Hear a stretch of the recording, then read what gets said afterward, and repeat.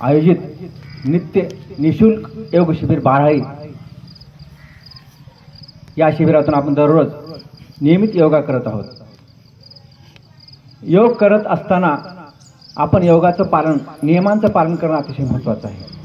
आणि आता आपण सर्व अनुभवी योग साधक झाला आहात, आपल्या सर्वांचं अभिनंदन। योग करत असताना आता आपण कपालभाती करत आहोत।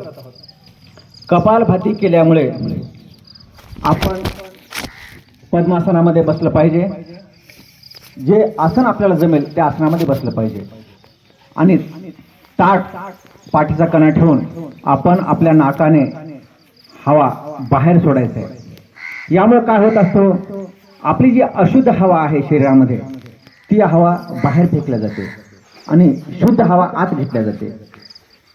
त्यानंतर आपण जे हवा घेतो सोडतो त्यामुळे आपल्या शरीराचे आतील जे ऑर्गन्स आहेत ते सशक्त, बलवान आणि मजबूत होत असतात। कपालभातीमुळे आपल्यामध्ये जे प्रॉब्लेम आहेत ते प्रॉब्लेम ॲलर्जी, दमा, अस्थमा, जे काही व्याधी आहेत आपल्याला ते व्याधी नाहीसे होत असतात।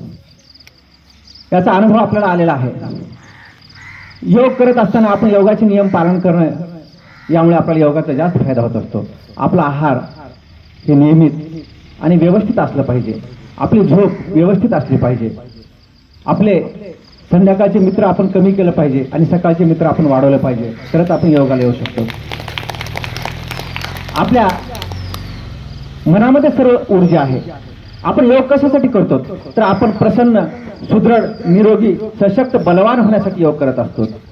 या योगाचा फायदा आपण घेतलाच पाहिजे आणि आपल्या कुटुंबातील सर्वांना दिला पाहिजे।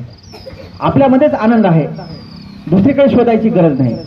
खूप मोठ्या अंधाऱ्या खोलीमध्ये आपण बसलो आहोत, खूप मोठा अंधार आहे, अरे गड्या ह्या अंधाराला आपण कशाने बाहेर काढायचं हा विचार करण्यापेक्षा एक ताबडतोब विचार लक्षात आणला पाहिजे की खूप अंधार आहे खोलीमध्ये, पण आपल्याला एक मेणबत्ती आपल्याला प्रज्वलित करायची आहे आणि या खोलीचा अंधार नाहीसा करायचा आहे। त्याप्रमाणे आपलं शरीर सुदृढ, बलवान, सशक्त करण्यासाठी योगाची मेणबत्ती आपल्या मनामध्ये आणली पाहिजे आणि नियमित योग केला पाहिजे आणि आपण सशक्त, बलवान झालं पाहिजे। आपल्यामध्ये आळशी, मौनम सर्वार्थ साधनम, मौन हे सर्वात चांगलं आहे। मौन पालन केल्यामुळं आपल्याला काय फायदा होतो हे आपल्याला ताईने सांगितलेलं आहे। आपण आपल्या मनामध्ये आळस निर्माण करतो, आपण आळस निर्माण करायचं नाही। आपण भगिनी काही करू शकत नाही हे आपल्या मनामध्ये असते, सर्व काही भगिनी करू शकतात। आपल्या पुढे उदाहरण आहे, आपले योग गुरु संध्याताई यांनी आपल्या शिक्षणाचं क्षेत्र संपल्यानंतर व्यावहारिक सांसारिक जीवनामध्ये पदार्पण केल्यानंतर त्यांनी मनामध्ये विचार आणला की आपण मानवी जन्माला आलो आहोत तर मानवाचं कल्याण करण्याचं हे आपलं कर्तव्य आहे।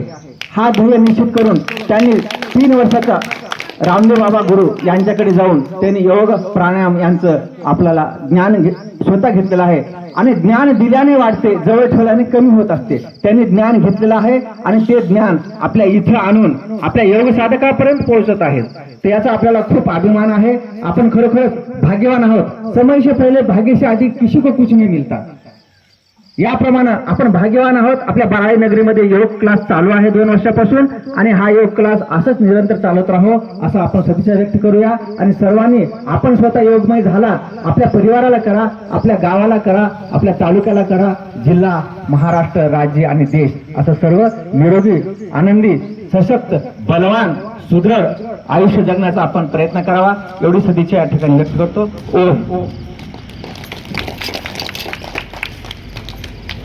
खूप सुंदर सर, खूप कमी शब्दामध्ये आणि खूप सुंदर रीत्याने आपल्या सरांनी आपल्याला माहिती दिलेली आहे योगाविषयी, जे की प्राणायाम करतोय त्या प्राणायामविषयी त्यांनी माहिती दिलेली आहे।